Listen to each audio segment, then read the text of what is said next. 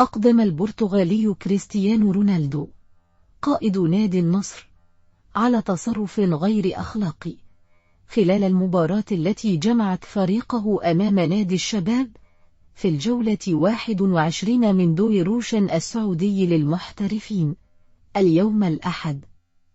وعاد النصر من ملعب الشباب بفوز صعب 3-2 ليرفع رصيده إلى 52 نقطة محتلا المركز الثاني، بينما تجمد رصيد الشباب عند 24 ليتراجع للمركز 11.